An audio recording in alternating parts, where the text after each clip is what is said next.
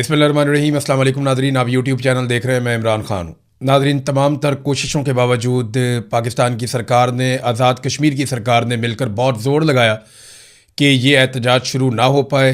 जो पहिया जाम हड़ताल की एक कॉल है जॉइंट अवामी एक्शन कमेटी की, उसके ऊपर लोग ना निकलें, लेकिन कामयाबी मिली नहीं।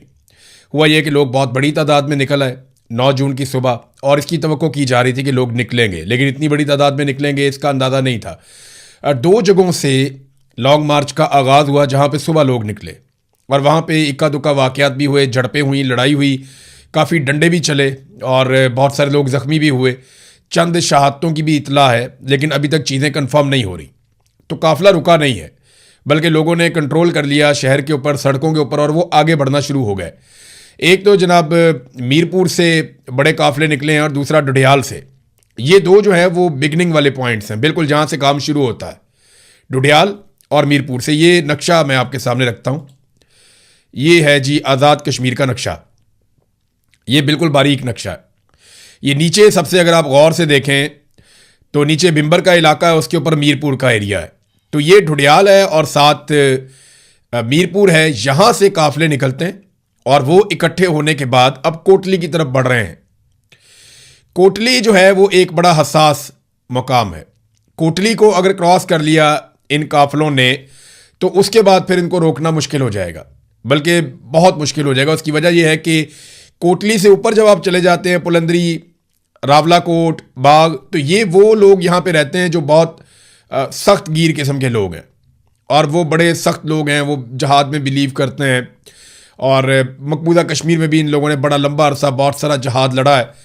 तो यहाँ के लोग जो हैं वो बड़े सख्त तबीयत के हैं, और जो हार्ड कोर टीमें हैं जो जॉइंट अवामी एक्शन कमेटी से ताल्लुक़ रखती हैं वो यहीं की हैं, यानी रावलाकोट के और पुलंदरी के लोग हैं। तो कोटली का एक बड़ा चैलेंज है जिसको इस बहुत बड़े इज्तिमा ने क्रॉस करना है। हज़ारों की तादाद में इसमें लोग हैं। कई इलाकों में मारपीट जो है वो रिपोर्ट हुई है अभी तक, और कोटली से कुछ इतलात के मुताबिक 3 और कुछ इतलात के मुताबिक 7 अफराद के जाम बहक होने की इतला आई।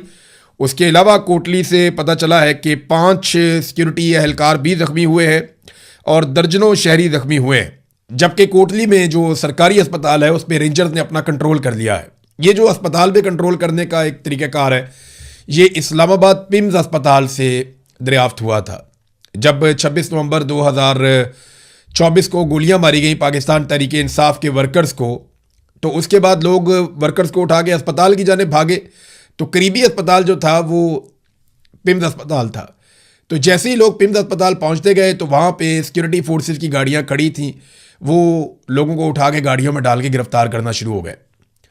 तो ये एक तरीक़ाकार रखा गया था पहले गिरफ्तारियों का। तो आज़ाद कश्मीर में भी इसी तरीक़ाकार पे जो कोटली के अंदर अस्पताल है उस पर रेंजर्स ने कंट्रोल किया हुआ है। वहाँ से जो मकामी इंफॉर्मेशन या रिपोर्ट्स आ रही हैं उनके मुताबिक वीडियोज़ बहुत मुश्किल से आ रही हैं, लेकिन बहुत सारी वीडियोज़ अब मेरे पास मौजूद हैं। पूरा इनबॉक्स भरा हुआ है, बड़े पैमाने पे लोग मैसेजेस कर रहे हैं और वीडियोस भिजवा रहे हैं। कोई ना कोई बंदोबस्त उन्होंने कर रखा है कि इन्फॉर्मेशन पहुंच जाए। तो बरतानिया में यहाँ पे इन्फॉर्मेशन, मेरे ख्याल में इस्लामाबाद में इन्फॉर्मेशन पहुंचे, उससे पहले बरतानिया में इन्फॉर्मेशन पहुंच जाती है। और रीज़न उसका ये है कि बरतानिया में बहुत बड़े पैमाने पर बहुत बड़ी तादाद में ओवरसीज़ कश्मीरी रहते हैं। तो ये जुड़े हुए हैं अपने घर वालों के साथ, और जहाँ जहाँ पे इनके पास फैसिलिटी है ये वहाँ से वीडियोज़ आ रही हैं कि जनाब इस इलाके में अब ये हो रहा है। अमली तौर पे जो आज़ाद कश्मीर है वो वहाँ लॉकडाउन है, यानी वो बंद है। हुकूमत ने पूरी कोशिश की कि बाज़ार बंद ना हो, इलाके बंद ना हो, लेकिन हू का आलम है बहुत सारे इलाकों में। कुछ एरियाज़ में कुछ दुकानें खुली भी हैं, लेकिन ज़्यादातर कश्मीर जो है वो लॉकडाउन के ज़ेर असर है। और जो जॉइंट अवामी एक्शन कमेटी जिसे कलअदम करार दे दिया गया, उस कमेटी की कोशिशों से उन्होंने कश्मीर को बंद किया हुआ है। जो काफिला चला है उसे क्या चीज़ें मैसर आई वो भी मैं आपको बताया। तो लोगों ने अपने घरों से खाना खिलाया। ये बड़ी हैरत की बात है कि लोग किस तरह से इस जॉइंट अवामी एक्शन कमेटी के साथ जुड़े हुए हैं। ये बहुत हैरान कुन है। लोगों ने अपने घरों से खाना खिलाया कश्मीरियों को जो निकले हैं एहतजाज करने के लिए, और रास्ते में सबीलें लगी हुई हैं पानी की। कुछ बेकरियाँ जो हैं वो खुली थी, वहाँ से लोगों को खाने पीने की चीज़ें दी गई। तो दवाइयों के अलावा, बेकरियों के अलावा, दूध की दुकानों के अलावा या मेडिकल स्टोर्स के अलावा, इन चीज़ों के अलावा बाकी तमाम चीज़ें बंद हैं। और ख़ास तौर पे जहाँ से ये काफ़िला गुजरा है वहाँ पे तो मुकम्मल तौर पे पहिया जाम हड़ताल और बंदिश है हर चीज़ की, सिर्फ वही लोग चल रहे हैं जो काफिले के अंदर शामिल हैं। यहाँ पे एक पुल है जिसका इफ्तिताह नहीं हो रहा था बड़े लंबे अरसे से, और बड़े लंबे अरसे से इसके ऊपर जो है वो एक कंट्रोवर्सी भी थी, 20-25 साल हो गए। तो मुजाहिरीन ने ये रुठाया हरियाम पुल जो है इसका इफ्तिताह भी कर दिया जाते जाते, और ये पुल को क्रॉस करके आगे की तरफ बढ़ रहे हैं। इस वक्त ये काफिला कहाँ पे है? जो बड़ा काफिला है वो इस वक्त मौजूद है कोटली के दरवाजे पे, यानी यहाँ पे एक पावर प्लांट है उसके करीब से गुजर के ये पहुंच गए हैं, बिल्कुल कोटली में दाखिल होने वाले हैं। अगर ये कोटली में दाखिल होते हैं और कोटली के लोग इनके साथ शामिल हो जाएं, क्योंकि कोटली में सुबह से लड़ाई चल रही है और वहाँ पे काफ़ी एहतजाज हो रहा है, क्योंकि यहाँ के लोगों ने जो एहतजाज करने के लिए बड़ा काफिला आ रहा है उनका इस्तकबाल करना था, उनके खाने पीने का भी बंदोबस्त करना है, उनको ठहराने का भी बंदोबस्त करना है, और उसके बाद फिर ये आगे बढ़ेंगे कोटली से पुलंदरी की जानिब, और पुलंदरी से फिर ये जाएंगे रावला कोट, और रावला कोट से फिर बाग की तरफ जाएंगे, और बाग से आगे इनकी मंजिल है मुजफ्फराबाद। तो जितनी रुकावटें हैं उनको देखते हुए ये लगता है कि इनको 2-3 दिन शायद ये सफ़र पूरा करने में लग जाए, या हो सकता है इससे पहले इनको डिस्पर्स होना पड़ जाए, या हो सकता है कि इससे ज़्यादा टाइम इन्हें लग जाए, कुछ भी हो सकता है, या किसी जगह पे ये बैठ जाएं। लेकिन अभी फ़िलहाल ये कोटली के दरवाजे पे है बहुत बड़ा काफिला। पुलंदरी में लड़ाई हुई है, वहाँ पे मकबूल भट्ट चौक है जो बड़ा मशहूर चौक है वहाँ का। मकबूल भट्ट जिसे भारत भी एक दहशतगर्द समझता था और पाकिस्तान की एजेंसियाँ भी उनके साथ बहुत जुल्म करती रही हैं। मकबूल भट्ट एक बड़ा हीरो है, एक बहुत बड़ा नाम है, उसके ऊपर तो पूरी किताब लिखी जा सकती है, पूरा वीलॉग किया जा सकता है, बहुत सारे वीलॉग्स किए जा सकते हैं। तो मकबूल भट्ट चौक है एक पुलंदरी में, मकबूल भट्ट चौक में लड़ाई चल रही थी, और इस वक्त जो ताज़ा मनाजिर आए शाम के वक्त उनके मुताबिक मकबूल भट्ट चौक में भी मुजाहिरीन का कंट्रोल है, वहाँ पे सिक्योरिटी फोर्सेस का कंट्रोल नहीं है। तो कुल मिला के सूरत हाल ये है कि काफिला निकला, बड़े पैमाने पर लोग निकल कर पहुँच गए कोटली के करीब। कोटली में और पुलंदरी में लड़ाई चल रही है सिक्योरिटी फोर्सेस की अवाम के साथ, और रावला कोट में भी अवामी जॉइंट एक्शन कमेटी के साथ झड़पें जारी हैं। कई जगहों पे लोग जुलूस निकाल रहे हैं, छोटी छोटी रैलियों की तादाद में, छोटे छोटे, यानी कहीं पे 200, कहीं पे 500, कहीं पे 800, इस तरह लोग निकल रहे हैं, और निकल के वो अपनी एग्जिस्टेंस शो कर रहे हैं, अपने लोगों को गरमा रहे हैं। लेकिन जैसे ही ये मेन काफिला अगर पहुंच जाता है और वो गुजर जाता है कोटली के अंदर से, तो कोटली से बहुत बड़ी तादाद में लोग शामिल हो सकते हैं। फिर उसके बाद पुलंदरी का इलाका है, ये पहले से ही एक मैदान जंग बना रहा, और यहाँ पे लोगों ने कंट्रोल हासिल कर लिया है। कोटली में सुबह से अब तक शहादतें भी रिपोर्ट हुई हैं, बहुत सारे सिक्योरिटी फोर्सेस के लोग जो है वो जख्मी भी हुए हैं। दूसरी तरफ हुकूमत बहुत अजीबोगरीब काम कर रही है। एक तरफ जो फैसल राठौर है वजीर आजम आज़ाद कश्मीर के, एक तरह से वो कठपुतली वजीर आजम है, उनकी कोई हैसियत नहीं है, लेकिन वो इंटरव्यूज़ के अंदर बार बार एक बात कर रहे हैं कि हम बातचीत करना चाहते हैं, बातचीत करने के लिए तैयार हैं, हम बैठना चाहते हैं, हम चाहते हैं कि बैठ के मसाइल का हल निकले, सीटों का कोई मसला नहीं है, मुहाजिरीन की सीटें इंसानी जानों से ज़्यादा कीमती नहीं है, ये बातें वो कर रहे हैं एक तरफ। लेकिन वो मुज़ाकरात करना किन के साथ चाहते हैं? क्या वो मुज़ाकरात करना चाहते हैं उन लोगों के साथ जिनके नाम उन्होंने 1-1 करोड़ रुपया हर एक के सर के ऊपर इनाम रख दिया? ये 4 लोग हैं, इनके सरों के ऊपर इनाम रख दिया गया। शौकत नवाज मीर, उमर नज़ीर कश्मीरी, ख्वाजा मेहरान अरशद और सरदार अमान खान, ये 4 मेन लोगों में से एक हैं। यानी और भी बहुत सारे लोग हैं, और ये ऐसा नहीं है कि अवामी जॉइंट एक्शन कमेटी इन 4 लोगों की मोहताज है। वहां पे जो भी शामिल होता है वो खुद ही लीडर बन जाता है, और ये लोगों की कमेटी है, ये लोगों की कमेटी है, यानी आम अवाम ने ये कमेटी बनाई हुई है। ये ऐसा नहीं है कि चंद लोगों ने मिलकर अवाम को इकट्ठा करके बेवकूफ बनाया हुआ, ये वो चक्कर ही नहीं है। ये जो अवामी जॉइंट एक्शन कमेटी है ना, इसका रिवर्स किस्म का फॉर्मूला है। ये ऊपर से नीचे की तरफ ताकत नहीं जा रही, नीचे से ऊपर की तरफ आ रही है। आप अगर ये 4 बंदे पकड़ लें जिन पे 1-1 करोड़ रुपए का आपने इनाम रखा हुआ है इनके सरों पे, तो क्या इसके बाद एहतजाज खत्म हो जाएगा? मुझे तो नहीं लगता कि इससे खत्म होगा। एहतजाज खत्म होगा बातचीत के जरिए से, या ताकत के बहुत अंधे इस्तेमाल के जरिए से, कि आप बहुत सारे लोग मार दें, बहुत तबाही फैला दें, आप एक ऐसी नफरत का बीज बो दें जो तनावर दरख्त बनेगा ही बनेगा। ये जो आज आप फसल बोएंगे ये आपको कल काटनी पड़ेगी। आप जो मर्जी कर ले, आने वाली नस्ल आपको माफ नहीं करेगी, क्योंकि लोगों पे गोली चलाना बहुत आसान है। एक ट्रिगर आपने दबाना है, गोली चल गई, लेकिन उसकी कीमत चुकानी पड़ती है नस्लों को, और वो कीमत चुकाना बहुत मुश्किल है। ये कोई भी फोर्सेस जितनी मर्जी ताकतवर हो, कोई रियासत कितनी भी ताकतवर हो, वो इसकी कीमत नहीं चुका सकती। गोली से आप नफरत बो देते हैं और फिर आपको एक नफरत की पूरी फसल काटनी पड़ती है, वो कई गुना ताकत के साथ वापस आता है। बहरहाल ताकत का अंधा इस्तेमाल जारी है। एक तरफ तो जनाब वो कह रहे हैं जी हमने मुज़ाकरात करने हैं इन लोगों के साथ, और दूसरी तरफ इन लोगों के नाम जो हैं वो कलदम तंजीम बना के इनकी गिरफ्तारियों और इनके छापों के लिए बाकायदा जो मुखबरी करेगा उसके लिए 1 करोड़ रुपए का इनाम भी मुकर्रर कर दिया कि इनमें से कोई एक बंदा पकड़वाएं और 1 करोड़ रुपया आप ले लें। यानी आप गद्दारी करें अपने लोगों के साथ, अंदर से कोई बंदा वो बताए जनाब ये यहाँ बैठा हुआ है, वहां पे आगे पकड़ें, उसको 1 करोड़ रुपया दिया जाए। किसी को 1 करोड़ नहीं मिलना। ये आज तक मैंने नहीं देखा कि किसी बंदे को इनाम की रकम मिली हो। वो अमेरिका ने अटैक किया था ना वेनेजुएला के ऊपर, तो उसने बहुत इनाम रखा हुआ था उसके सर पे मादुरो के।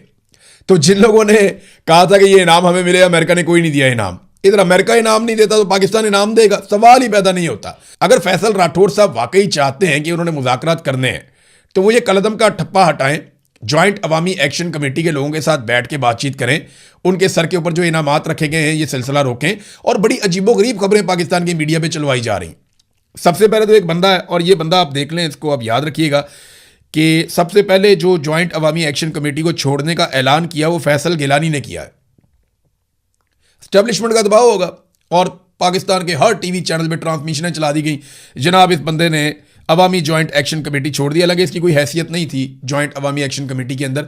मैंने जो लोगों से पूछा उन्होंने कहा जी हम तो इसको जानते भी नहीं ज़्यादा। बहरहाल वो छोड़ते हुए कहता है जी मासूम शहरियों के खून से होली खेली जा रही है, मैं ज्वाइंट अवामी एक्शन कमेटी से खुद को अलग करता हूं और उसको छोड़ने का मैं ऐलान करता हूं। इसी तरह पाकिस्तान तहरीक इंसाफ भी छुड़वाई लोगों से, इसी तरह तहरीक लब्बैक भी छुड़वाई लोगों से। अब खबरें चलाई जा रही हैं कि जनाब इनके ताल्लुकात साबित हो गए हैं भारत के साथ, यानी फितनतुल खवारिज के साथ और भारत के साथ कलदम एक्शन कमेटी का गठजोड़ साबित हो चुका है। इस किस्म की खबरें चलाई जा रही हैं और पुराना स्क्रिप्ट है बहुत। यानी तहरीक लब्बैक वालों के घर से भी इंडियन करेंसी मिल गई थी, यहाँ पे शौकत नवाज मीर के घर से भी इंडियन करेंसी मिल गई है, आपको पीटीआई वालों के घर से भी मिल जाती है, आपको तालिबान के घर से भी इंडियन करेंसी मिल जाती है। ये इंडियन करेंसी बड़ी चालाक है। एमक्यूएम के ऊपर एक्शन हो तो वहां से इंडियन करेंसी मिल जाती है, तहरीक लब्बैक के ऊपर एक्शन हो तो वहां से इंडियन करेंसी मिल जाती है। जिस पॉलिटिकल पार्टी के ऊपर जब भी कभी पाकिस्तान की मिलिट्री एस्टेब्लिशमेंट हाथ डालती है तो एजेंसियों को उनके लोगों के घरों से इंडियन करेंसी मिल जाती है। ये बड़ी चालाक करेंसी है, ये फौरी तौर पे वहां पहुंच जाती है जहां पे पाकिस्तान की मिलिट्री एस्टेब्लिशमेंट का किसी के साथ भी झगड़ा होता है। इंडियन सिम कार्ड भी मिल जाते हैं वहां से, वहां पोस्टर बैनर भी मिल जाते हैं, यानी उन्होंने सजा के रखे हुए होते हैं Indian banner, Indian poster, Indian फौजियों के खत, इंडियन राह का जो है वो सारा डॉक्यूमेंटेशन, हर चीज़ के आपका ओहदा क्या, आपका काम क्या, आपको पैसे कितने मिले, उनके पैसे, सारा कुछ सजा के रखा हुआ होता है अपने घर के अंदर उस बंदे ने जो मिलिट्री एस्टेब्लिशमेंट के खिलाफ हो जाता है। और बाद में जाके छापा मारा जाता है और इंकशाफ होता है कि वो ये तो राह का एजेंट निकल आया। तो जनाब राह के 5 एजेंट भी आईएसआई ने पकड़े, खबर ये भी दी गई। ये जरा खबर देखें आप, एक्सप्रेस न्यूज़ पे छपी है। छपी क्या है, छुपवा देते हैं। वो कह रहे हैं जी फितनतुल खवारिज भारत और कलदम अवामी एक्शन कमेटी का गठजोड़ बेनकाब हो गया, होश रुबा इंकशाफात सामने आ गए और जनाब राह के लिए सरगर्म खारजी शहजाद के कलदम एक्शन कमेटी से रवाबित मंजर आम पर आ गए। जनाब राह के बंदे पकड़े गए। राह के जो बंदे हैं वो 5 बंदे, उनका पता चल गया कि ये राह के हैं, आईएसआई ने कार्रवाई की और जनाब यही बंदे जो राह के साथ ताल्लुकात रखते हैं, यही बंदे अवामी ज्वाइंट एक्शन कमेटी के भी मेंबर हैं। ये जनाब अब इस किस्म की खबरें चलवाई जा रही हैं। तो ये पुराना स्क्रिप्ट है, पुरानी खबरें हैं, कोई नई चीज़ इनमें नहीं है, ये हमेशा से यही होता रहा है। तो जब आपने मुज़ाकरात करने हो तो फिर आपको कम से कम दिल बड़ा करना पड़ेगा, उन लोगों को मौका देना पड़ेगा कि वो आकर बैठते आपसे बात करें। जो वज़ीर आज़म है आज़ाद कश्मीर का, वो इस्लामाबाद से वापस कश्मीर जाने के लिए तैयार नहीं है, वो इस्लामाबाद में बैठे हैं, वो कश्मीर जा ही नहीं रहे। और जो ज्वाइंट अवामी एक्शन कमेटी के लोग हैं वो छुपते फिर रहे हैं कि उनके ऊपर पुलिस और रेंजर्स और सिक्योरिटी फोर्सेस छापे मार रही हैं, वो उनके खून के प्यासे हो गए, उन पे गोलियां भी चलाई गई हैं, वहाँ लोग भी शहीद हो रहे हैं। तो मुज़ाकरात कौन करेगा, किसके साथ करेगा, कहाँ पे बैठेंगे? ये सिर्फ मुज़ाकरात की बात करके फेस सेविंग ले रहे हैं ताकि कल कलां को ये कहें जनाब मैं तो बातचीत करने का हामी था, देखिए हमने बातचीत के जरिए मसला हल कर दिया। हालांकि बातचीत के तमाम दरवाजे इन लोगों ने बंद कर दिए। कल तलत हुसैन का प्रोग्राम चल रहा था, एस्टेब्लिशमेंट ने वहां पे चलते प्रोग्राम के अंदर मैसेज भिजवा के तलत हुसैन को बताया कि जनाब हमने नहीं ये कबूल करना, ये जो आप वज़ीर आज़म कह रहा है ये बकवास करता है, ये हम नहीं मानते इसको। यानी सादी बात तो यही है ना, वज़ीर आज़म वहां पे कोई और बात कर रहा था, तलत हुसैन को मैसेज आ जाता है एस्टेब्लिशमेंट का और उसको बताया जाता है जनाब हम नहीं ये मानते, ये जो भी कहता है कहता रहे बेशक। तलत हुसैन ने पढ़ के वो मैसेज सुना दिया वज़ीर आज़म को और वज़ीर आज़म कहता है नहीं जी ठीक है, वो भी अपना पैंतरा बदल गया फौरी तौर पर। ये नाज़रीन पाकिस्तान के अंदर मीडिया जर्नलिज्म कर रहा है, सियासतदान सियासत कर रहे हैं और एस्टेब्लिशमेंट जो है वो फैसले कर रही है। आईजी ने नाज़रीन एक बड़ी अजीबोगरीब तकरीर कर दी वहां पे सियासतदानों वाली। बल्कि मैं अभी देख रहा था कि ईरान ने जंग लड़ी अमेरिका के साथ, किसी अमरीकी या ईरानी जर्नैल ने भी ऐसी तकरीर नहीं की, किसी इसराइली जर्नैल ने भी ऐसी तकरीर नहीं की, पूरे मिडल ईस्ट के अंदर किसी जर्नैल ने या किसी फौजी ने या किसी सियासतदान ने ऐसी शानदार तकरीर नहीं की, या पाकिस्तान के जर्नैलों ने कभी इंडिया के साथ लड़ाई में ऐसी तकरीर नहीं की, ना कभी इंडियन जर्नैलों ने ऐसी तकरीर की है जैसी तकरीर कर दी आईजी कश्मीर ने। ये आईजी कश्मीर वही आदमी है जिसने कहा था 1000 बंदा मारूंगा तो अमन आ जाएगा। अब ये कश्मीर पहुंचा हुआ है। ऐसे ज़हनी मरीज को तो सवाल ही पैदा नहीं होता कभी कोई सिविल सर्विस के अंदर रखे भी, लेकिन आसिम मुनीर साहब के दौर में इसको आईजी बनाकर कश्मीर में भेज दिया गया। वो अपनी कार्रवाई डाल रहा है, बंदे मर रहे हैं वहाँ पे, सिक्योरिटी फोर्सेज के लोग भी मर रहे हैं, दूसरी तरफ जो सिविलियंस हैं वो भी मर रहे हैं। तो लोगों की जान जा रही है, इनका क्या जा रहा है? वो सीने पे हाथ मार मार के ये कर दूंगा वो कर दूंगा, वो वहाँ धमकियाँ मेज किस्म की बातें कर रहा है। और ये आईजी को क्या जेब देता है?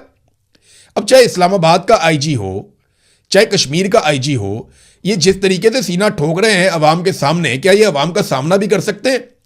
जो अवाम अपने टैक्स के जरिए से आपको तनख्वाह देते हैं, आपको पालते हैं, आप उनके खिलाफ ऐसा रद्देमल कैसे दे सकते हैं? जब भी आप अवाम के पुरअमन एहतजाज के ऊपर जाके अटैक करेंगे, क्रैकडाउन करेंगे, तो लोग आगे से रिएक्ट करेंगे। अब जस्टिफाई नहीं किया जा सकता, जो शहीद हुए पुलिस वाले वो हमारे भाई हैं, हमारे सिक्योरिटी फोर्सेज के लोग भी हमारे अपने बच्चे हैं, वो कौम के बच्चे हैं। लेकिन कौम के बच्चों को लड़ाने वालों के खिलाफ बोलना, अगर इतनी जरूरत है तो, अगर इतना हौसला है तो बात कर और ये कह कि कौम के बच्चों को लड़ाने वाले जो हैं वो कौम के मुजरिम हैं, जिन्होंने लाकर सिविलियंस को और फोर्सेस को आमने सामने खड़ा कर दिया। वो तकरीर ऐसे कर रहा है जैसे वो मकबूजा कश्मीर में जा रहा है, मकबूजा कश्मीर फतह करने के लिए। ओ भाई, ये कश्मीर है, आजाद कश्मीर है, ये अपने लोग हैं, इनको ऐसे नहीं मारना। जितना गुस्सा और जितने जज्बात तुम दिखा रहे हो, अगर इतने जज्बात दूसरी तरफ से भी दिखाए गए, ये तो बहुत बड़ा तसादम हो जाएगा। तो ये जलती पर तेल का काम कर रहे हैं। और ये ऐसे बेवकूफ़ लोग सिर्फ अपनी ज़ाती तशहीर के लिए और अपनी ज़ाती वाहवा के लिए और गुड बुक्स में आने के लिए, बड़े बड़े ताकतवर लोगों की या एस्टेब्लिशमेंट की गुड बुक्स में रहने के लिए वो इस तरह के ब्लंडर करते हैं, और कीमत इन ब्लंडर्स की बाद में कौम अदा करती है। अहमद फरहाद साहब ने बड़े ज़बरदस्त तरीके से एलेबोरेट किया कि ये अवामी जॉइंट एक्शन कमेटी का जो एक लॉन्ग मार्च निकला है, इसके मकासद क्या है।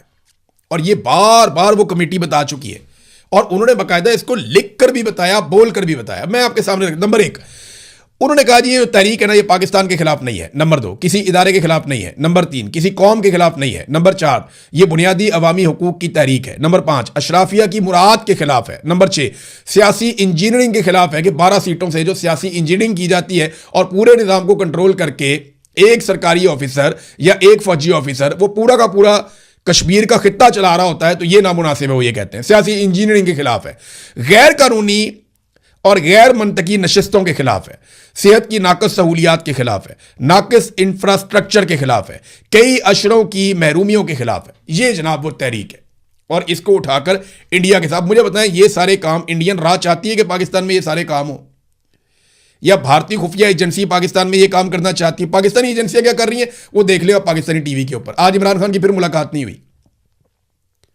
इमरान खान से मुलाकात मुकम्मल तौर पे बंद है। उनकी बहनें, आज मंगल का दिन था, वो फिर गए मिलने के लिए, उन्होंने मुलाकात करने नहीं दी। एक तरफ उन्होंने नेशनल लेवल के सबसे बड़े लीडर की मुलाकातें बंद की हुई हैं, दूसरी तरफ पाकिस्तान के तमाम टीवी चैनल के ऊपर इमरान खान का नाम लेना मना है।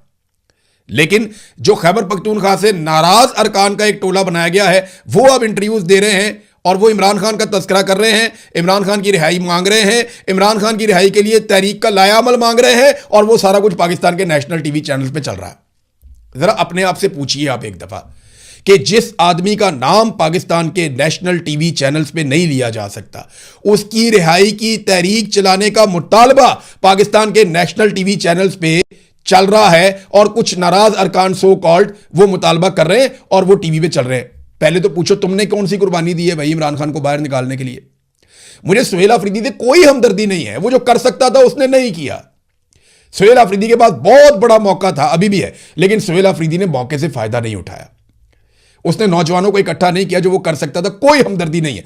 लेकिन दूसरी तरफ ये जो नाराज अरकान है, जिस तरीके से इनको पाकिस्तान का नेशनल टीवी चला रहा है और इमरान खान की रिहाई के मुतालबात भी नेशनल टीवी पे चला रहा है, ये ऑर्गेनिक नहीं है। इसके पीछे फिर एस्टेब्लिशमेंट है, क्योंकि एस्टेब्लिशमेंट की मर्जी के बगैर पाकिस्तान के नेशनल मीडिया पे कुछ नहीं चलता। अब तक के लिए इतने ही। अपना ख्याल रखिएगा, अपने इस चैनल का भी। अल्लाह हाफ़िज़।